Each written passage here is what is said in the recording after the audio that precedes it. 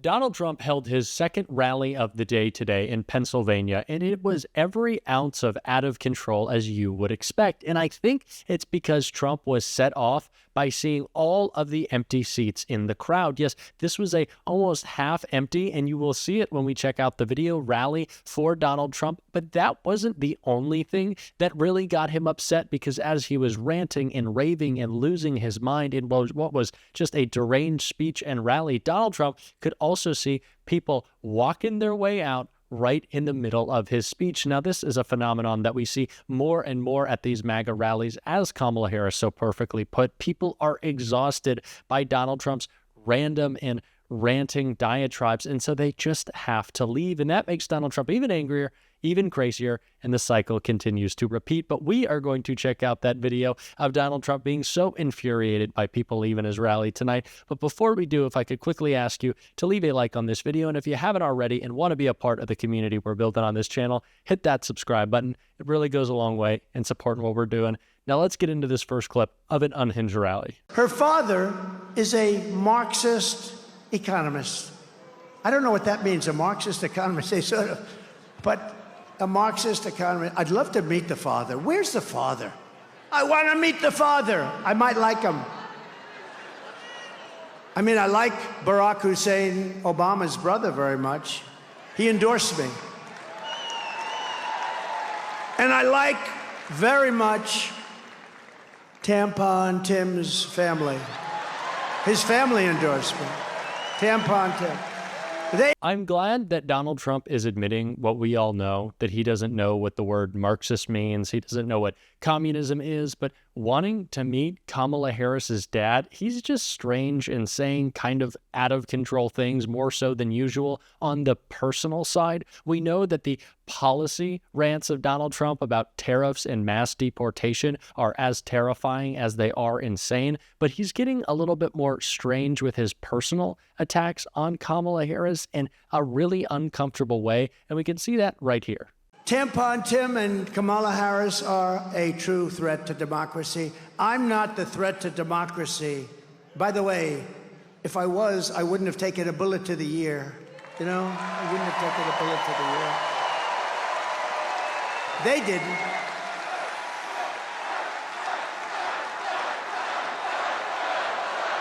So he's talking about his weird nickname for Tim Walz and pivots that into saying he wasn't a threat to democracy and isn't because a former Republican shot at him. I don't know what the logic is there. There's certainly not enough from a guy who is admitting he doesn't know lots of things, and we certainly know that to be the case. But like I said, this rally just got more and more unhinged, and Donald Trump decided to move his focus from Kamala Harris and Tim Walz to Whoopi Goldberg, who just recently interviewed Kamala Harris on The View, and his attacks on her were pretty gross, so you're going to have to buckle up for this one. I did a walk-on for Whoopi Goldberg. Now she says, I refuse to mention his name.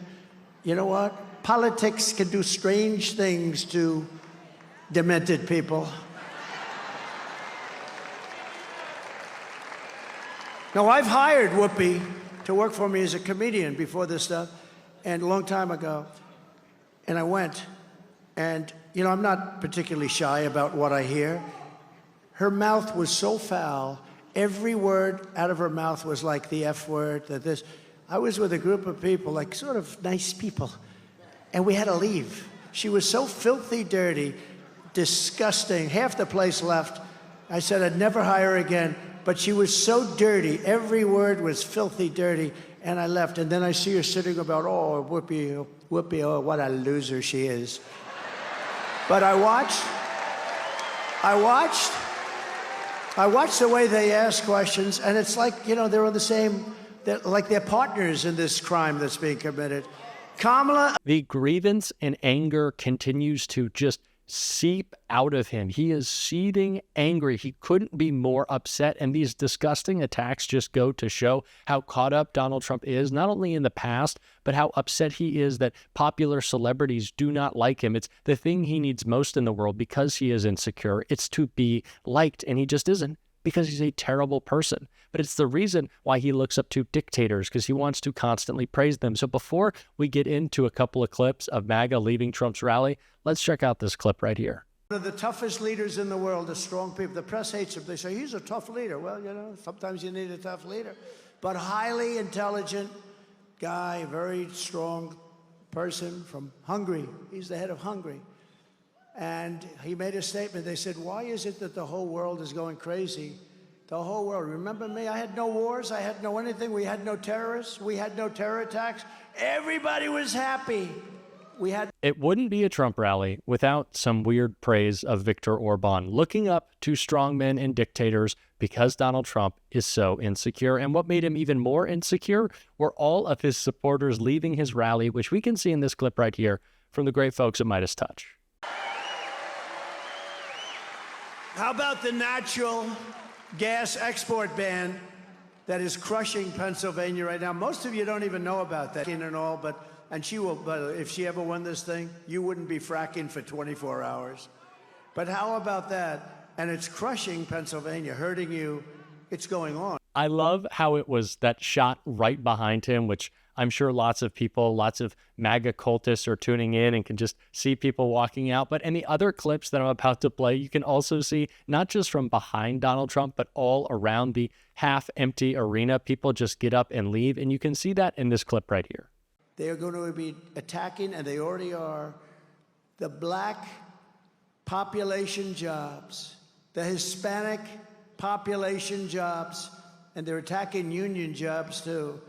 And they're all pouring in. So when you see the border, it's not just the crime, your jobs are being taken away too. And it's not going to happen. It's not going to happen. Kamala will deliver a 1929-style depression. He continues to use the black jobs comment or talking point or whatever it is. I don't know who on his team is advising him to continue to do that. Obviously, someone who wants him to lose. It's something that he's just been mocked for every time he's said it and every time since the debate. It's just such a strange thing to continue to do and say. But again, he's clearly so deranged, and that is why he aimed his anger at Howard Stern with this clip right here. I watched the way they asked questions of Kamala yesterday. Howard Stern, he's a weak guy. He's weak. He's going, oh, what about, oh. It was so ridiculous. Even she was embarrassed. It was like softball. But all of them. Howard, I knew him very well. I was on the show many times. I used to think he was good. Then I dropped him. And I dropped him like a dog. And his ratings are very challenged. Very challenged. But I watched the questions. I watched that stupid View where you have these really dumb people. Once again, you can see people just start to walk out of the rally in that clip. Sure, I'm sure Donald Trump is driven so crazy by that, as we can see. But I want to check out what has Donald Trump so angry with Howard Stern. It is an incredible interview that Kamala Harris did today. I think we should take a look. This election is not 2016 or 2020 because that Supreme Court decision just a few months ago basically said to the former president, you will be immune from anything you do in office. Now, this is a guy who has said he'll be a dictator on day one, has said he would weaponize the Department of Justice, take away the independence of the Department of Justice, and put his loyalist in. Somebody who has said literally he would use this word, he uses this word, it would terminate the Constitution of the United States. You know what the Constitution of the United States does? That's the Fourth Amendment against unreasonable search and seizure. That's the Fifth Amendment, which is your right to remain silent. That's the Sixth Amendment, your right to an attorney. And he's going to terminate the Constitution? Yeah. If he wins, God forbid, would you feel safe in this country? Howard, I'm doing everything I can to make sure he does not win. Every day, Kamala Harris is out on the campaign trail, fighting for us, talking about the issues in this election that matter most, and making sure we defeat Donald Trump. And it's so incredible that her campaign isn't just the doom and gloom of making sure we protect ourselves from this threat to our democracy, but also Kamala Harris all the time bringing that positivity, that joy to governing and to campaigning that we love to see. And that is why there is so much momentum behind her. But when we look at Donald Trump, he's only complaining about his own grievance and saying really weird stuff about himself, like this clip right here. Fight for you. I didn't have to be here. I could be in a beautiful beach. I could be in a gorgeous beach somewhere in the world. There's sun beaming down on this beautiful body in a bathing suit. The sun would be beaming down, the waves would be crashing into my face.